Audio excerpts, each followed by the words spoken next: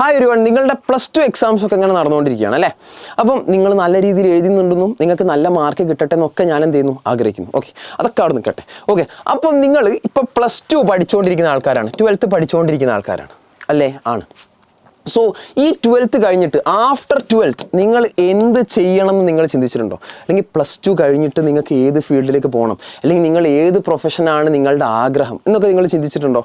ഇല്ലാന്ന് തോന്നുന്നു. ഓക്കെ, അങ്ങനെ ചിന്തിച്ചിട്ടില്ലെങ്കിൽ നിങ്ങൾ ഈ ഒരു പോയിന്റിൽ എന്ത് ചെയ്യുക, ഈ ഒരു പോയിന്റ് തൊട്ട്, അതായത് ഇപ്പോൾ +2 ലാസ്റ്റത്തെ എക്സാംസ് ഒക്കെ ആയല്ലോ. സോ ഈ ഒരു പോയിന്റ് തൊട്ട് നിങ്ങൾ ചിന്തിച്ചു തുടങ്ങുക, ഞാൻ ഇനി എന്തിലേക്ക് പോകണം, ഓക്കെ, അല്ലെങ്കിൽ എന്താണ് എൻ്റെ ആഗ്രഹം, എനിക്ക് ഏത് പ്രൊഫഷനാണ് കിട്ടാൻ എനിക്ക് താല്പര്യമുള്ളത്, അതൊക്കെ നിങ്ങൾ ഈ ഒരു പോയിന്റിൽ ചിന്തിച്ചു തുടങ്ങണം. ഓക്കെ, അപ്പോൾ ഞാനിപ്പോൾ സയൻസ് പഠിക്കുന്ന കുട്ടികളുടെ കാര്യം ഞാൻ പറയാം. ഓക്കെ, അപ്പം നിങ്ങൾക്ക് ആഫ്റ്റർ 12th സയൻസ് പഠിക്കുന്ന കുട്ടിക്ക് ഒരുപാട്, അതായത് പോകാൻ പറ്റുന്ന ഒരുപാട് കോഴ്സുകളുണ്ട്, ഒരുപാട് പേഴ്സ്യൂ ചെയ്യാൻ പറ്റുന്ന പ്രൊഫഷൻസും ഉണ്ട് അല്ലേ?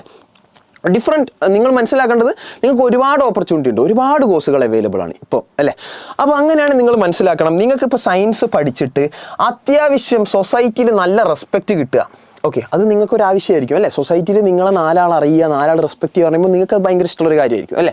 അപ്പോൾ അത്യാവശ്യം സൊസൈറ്റിയിൽ നല്ല റെസ്പെക്റ്റ് കിട്ടുക, അതേപോലെ തന്നെ ഫിനാൻഷ്യൽ സ്റ്റെബിലിറ്റി ഉണ്ടാവുക, ഇതാണല്ലോ ഒരാളുടെ ആഗ്രഹം ഉണ്ടാവുക. ഓക്കെ, അങ്ങനെയാണെങ്കിൽ അങ്ങനെ ഞാനിപ്പോൾ പറഞ്ഞ രീതിക്ക് സൊസൈറ്റിയിൽ നിന്ന് ഒരു റെസ്പെക്റ്റും അതേപോലെ തന്നെ ഒരു ഫിനാൻഷ്യൽ സ്റ്റെബിലിറ്റിയും കിട്ടുന്ന 2 ജോബാണ് ഞാൻ പറയാൻ പോണത്. എഞ്ചിനീയറിംഗ് ആൻഡ് മെഡിക്കൽ അല്ലേ? നിങ്ങൾ കേട്ടിട്ടുണ്ടാവും അല്ലേ? എഞ്ചിനീയറിംഗ് ആൻഡ് അതേപോലെ തന്നെ മെഡിക്കൽ പ്രൊഫഷൻ. ഓക്കെ, അപ്പം എഞ്ചിനീയേഴ്സും ഡോക്ടേഴ്സും ഒക്കെ എന്താണ്, അത്യാവശ്യം നല്ല റെസ്പെക്റ്റ് കിട്ടുന്ന ആൾക്കാരാണ്, അതേപോലെ തന്നെ അത്യാവശ്യം ഫിനാൻഷ്യലി സ്റ്റേബിൾ ആവുന്ന ആൾക്കാരാണ് അല്ലേ? അപ്പം എല്ലാം എന്ന് ഞാൻ പറയുന്നില്ല, എല്ലാ എഞ്ചിനീയേഴ്സും എല്ലാ ഡോക്ടേഴ്സും ഞാൻ പറയുന്നില്ല. ഓക്കെ, അപ്പം നിങ്ങൾ മനസ്സിലാക്കേണ്ടത്, നിങ്ങൾക്ക് ഈ ഒരു പ്രൊഫഷനിൽ തന്നെ നിങ്ങൾ ഇപ്പോൾ എഞ്ചിനീയറിംഗ് പേഴ്സ്യൂ ആണെങ്കിലും മെഡിക്കൽ പേഴ്സ്യൂ ആണെങ്കിലും നിങ്ങൾക്ക് അത്യാവശ്യം നല്ല കോളേജുകളുണ്ട്. ഇപ്പോൾ എഞ്ചിനീയറിംഗ് ആണെങ്കിൽ ടോപ്പ് എഞ്ചിനീയറിംഗ് കോളേജസ് ആയിട്ടുള്ള IIT, NIT, അതേപോലെ തന്നെ നമ്മളെ കേരളത്തിലൊക്കെ ആണെങ്കിൽ ഇപ്പം CET, TKM, ഓക്കെ, അങ്ങനെ ഒരുപാട് കോളേജുകളുണ്ട്. ഓക്കെ, അപ്പം ആ ഒരു ടോപ്പ് കോളേജുകളായിരിക്കണം നിങ്ങളുടെ പ്രയോറിറ്റി. ഓക്കെ, മീൻസ് അവിടെ നിന്നൊക്കെ എഞ്ചിനീയറിംഗ് പാസ് ഔട്ടായി നിങ്ങൾക്ക് അത്രയും വാല്യൂ ഉണ്ടാവും. അതേപോലെ തന്നെ മെഡിക്കലിൻ്റെ കേസ് പറയുകയാണെങ്കിൽ ഇപ്പോൾ എന്താ പറയുക, എയിംസ് വരുന്നുണ്ട്, ജിപ്മർ വരുന്നുണ്ട്, പിന്നെ നമ്മളെന്താ മെഡിക്കൽ കോളേജുകൾ അല്ലേ? നമ്മുടെ കേരളത്തിൽ ഒരുപാട് മെഡിക്കൽ കോളേജൊക്കെ ആയല്ലോ.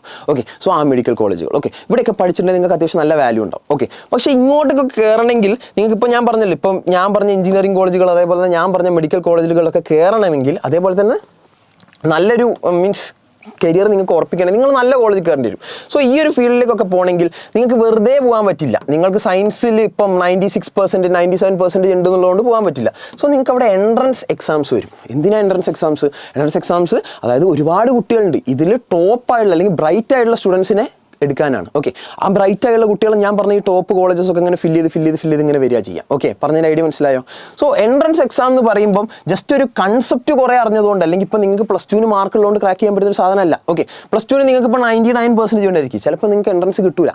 ഓക്കെ, അതിന് കൺസെപ്റ്റ് നോളജും വേണം, അതേപോലെ തന്നെ ക്വസ്റ്റ്യൻ പ്രാക്ടീസ് ചെയ്തിട്ടൊരു സ്കില്ലും വേണം. ഓക്കെ, അതായത് ക്വസ്റ്റ്യൻസ് പെട്ടെന്ന് കിട്ടുക, 1 മിനിറ്റൊക്കെ നമുക്ക് ഒരു ക്വസ്റ്റ്യന് കിട്ടുള്ളൂ. ഓക്കെ, അപ്പം ചിലപ്പോൾ നമ്മൾ ചെയ്തു വരുമ്പോൾ നമുക്ക് ഈ 1 മിനിറ്റിലൊന്നും നമുക്ക് കിട്ടണം എന്നൊരു നിർബന്ധമില്ല. ഓക്കെ, പക്ഷേ അത് 1 മിനിറ്റിലേക്ക് ആക്കണമെങ്കിൽ നമ്മൾ അത്രയും പ്രാക്ടീസ് ചെയ്യേണ്ടി വരും. സോ നല്ല രീതിയിൽ ക്വസ്റ്റ്യൻസിൻ്റെ സ്പീഡ് കൂട്ടുക, അതായത് നിങ്ങളുടെ ടൈം മാനേജ്മെൻറ്റ് അവിടെ ഭയങ്കര ഇമ്പോർട്ടൻ്റ് ആണ്, അതേപോലെ തന്നെ കൺസെപ്റ്റ് നോളജും അവിടെ ഭയങ്കര ഇമ്പോർട്ടൻ്റ് ആണ്. ഓക്കെ, അപ്പോൾ അതൊന്നും ഇപ്പോൾ ഈ +2 നിങ്ങളിപ്പോൾ പഠിച്ചുകൊണ്ടിരിക്കുമ്പോൾ നിങ്ങൾക്ക് ഉണ്ടാവില്ല അല്ലേ? മീൻസ് ടൈം മാനേജ്മെൻറ്റ്, അല്ലെങ്കിൽ 1 മിനിറ്റ് കൊണ്ട് ഒരു ന്യൂമറിക്കൽ ക്വസ്റ്റ്യൻ നിങ്ങൾക്ക് ചെയ്ത് ശീലം ഉണ്ടാവില്ല. അതേപോലെ തന്നെ കൺസെപ്റ്റ് ആയാലും നിങ്ങൾക്ക് അത്ര ഡെപ്തിലൊന്നും ഉണ്ടാവണം നിർബന്ധമില്ല. ഓക്കെ, സോ ഇതൊക്കെ ഉണ്ടെങ്കിൽ മാത്രമേ നിങ്ങൾക്ക് ഈ എൻട്രൻസ് ഒക്കെ ക്രാക്ക് ചെയ്ത് ഞാൻ പറഞ്ഞ കോളേജുകളിൽ മീൻസ് ആ ടോപ്പ് കോളേജസ് ഒക്കെ കിട്ടാൻ ചാൻസ് ഉള്ളൂ. ഓക്കെ, അപ്പോൾ നമുക്കിനി എങ്ങനെ ഈ എൻട്രൻസ് ക്രാക്ക് ചെയ്യാം? സോ +2 നിങ്ങളിപ്പോൾ പഠിച്ചുകൊണ്ടിരിക്കുകയാണ്. സോ ഈ ഒരു ലിമിറ്റഡ് പീരീഡേ ഉള്ളൂ നമുക്ക്. ഇത് കീം എക്സാം വരുന്നുണ്ട്, അതേപോലെ തന്നെ നീറ്റ് എക്സാം വരുന്നുണ്ട്. സോ ഈ എക്സാമിലൊക്കെ പോകാൻ നമുക്കിനി വളരെ കുറച്ച് സമയമേ ഉള്ളൂ. സോ അപ്പോഴാണ് നമ്മൾ ഈ ക്രാഷ് ബാച്ചിൻ്റെ കാര്യങ്ങളൊക്കെ ആലോചിക്കേണ്ടത്.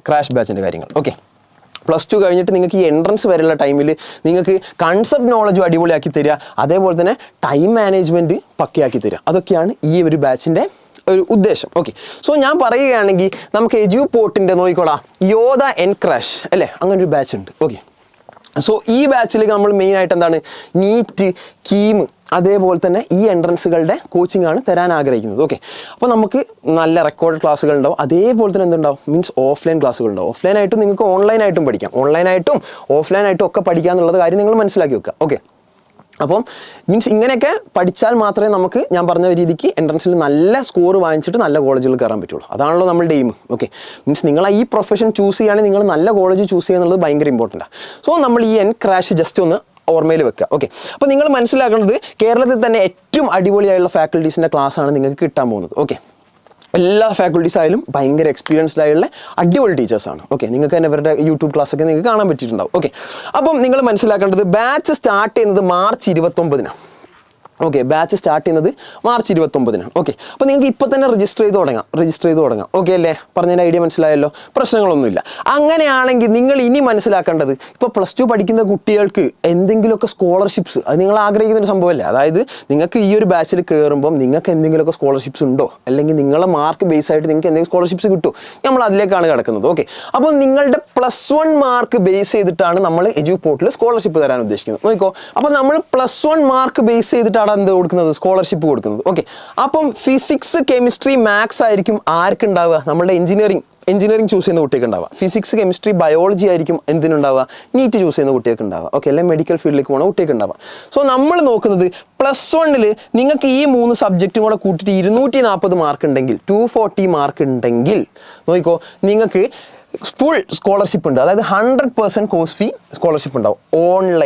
ഓൺലൈനായിട്ട് പഠിക്കാൻ താല്പര്യപ്പെടുന്ന ഒരുപാട് ആൾക്കാരുണ്ട്. അതായത് നിങ്ങൾക്ക് ഒരു ഓഫ്ലൈൻ സെൻറ്ററിൽ വന്നിട്ട് നിങ്ങൾക്ക് അങ്ങനെ പഠിക്കാൻ പറ്റിക്കൊള്ളുന്നില്ല, വീട്ടിലാണ് ഞാൻ കംഫർട്ടബിൾ, ഞാൻ എൻ്റെ ടൈമിൽ ആപ്പ് നോക്കി പഠിച്ചോളും എന്നുള്ള കുട്ടിക്ക് ഓൺലൈൻ ആയിരിക്കും നല്ലത്. ഓക്കെ, സോ അങ്ങനെയുള്ളവർക്ക് 100% കോഴ്സ് ഫീ എഡ്യൂപോർട്ട് കൊടുക്കും. ഓക്കെ, ഇനി നോക്കുക, അതേപോലെ തന്നെ ഓഫ്ലൈനായിട്ട് പഠിക്കാൻ താല്പര്യപ്പെടുന്ന ആൾക്കാരുണ്ട്. ചില ആൾക്കാരുണ്ടാവും വീട്ടിലിരുന്നിട്ട് അങ്ങനെ നിങ്ങൾ പ്രിപ്പയർ ചെയ്യൂല, അല്ലെങ്കിൽ വീട്ടിലിരുന്നിട്ട് നിങ്ങൾക്ക് ഫോണിലേക്കൊക്കെ കുറേ ടൈം പോകും, അല്ലെങ്കിൽ കളിക്കാൻ ആരെങ്കിലും ഗ്രൗണ്ടിലേക്ക് വിളിക്കുമ്പോൾ നിങ്ങൾ അങ്ങോട്ട് പോയി പോകും, അങ്ങനെയൊക്കെ ഡിസ്ട്രാക്ഷൻസ് വരുന്ന ആൾക്കാരുണ്ട്.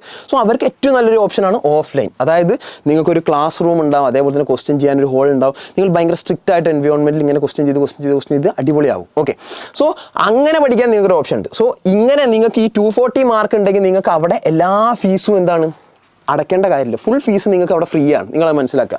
അതായത് കോഴ്സ് ഫീ അതിൽ ഇൻക്ലൂഡ് ചെയ്യും, മെറ്റീരിയലിൻ്റെ ഫീ അതിൽ ഇൻക്ലൂഡ് ചെയ്യും, അതേപോലെ തന്നെ രജിസ്ട്രേഷൻ ഫീസും ഹോസ്റ്റൽ ഫീസും ഒക്കെ നിങ്ങൾക്ക് എന്തായിരിക്കും, ഫ്രീ ആയിരിക്കും ഈ പറഞ്ഞ മാർക്ക് ഉണ്ടെങ്കിൽ. ഓക്കെ, പ്രശ്നമല്ലോ. സോ +1-ൽ 240 ഉള്ളവർക്ക് ഓൺലൈൻ ആയാലും ഓഫ്ലൈൻ ആയാലും ഒരു പൈസയും കൊടുക്കണ്ട എന്നുള്ളതാണ് കാര്യം. ഓക്കെ, ഇനി അടുത്ത് നിങ്ങൾ മനസ്സിലാക്കേണ്ടത് 239 മാർക്കാണെങ്കിൽ നോക്കിക്കോ, ഓൺലൈനിൽ 100% കോഴ്സ് ഫീ എന്താണ്, ഫ്രീ ആണ്, അല്ലെങ്കിൽ 100%ഉം നിങ്ങൾക്ക് ഫ്രീ ആണ് വരുന്നത്. ഓക്കെ, ഈ ഓഫ്ലൈനായിട്ടാണ് വരുന്നതെങ്കിൽ നിങ്ങൾക്ക് ഫീസൊക്കെ ഫ്രീ ആണ്, പക്ഷെ നോക്കിക്കോ, ഹോസ്റ്റ് ഫീയും മെറ്റീരിയൽ ഫീയും രജിസ്ട്രേഷൻ ഫീ ഒക്കെയാണ് ഫ്രീ.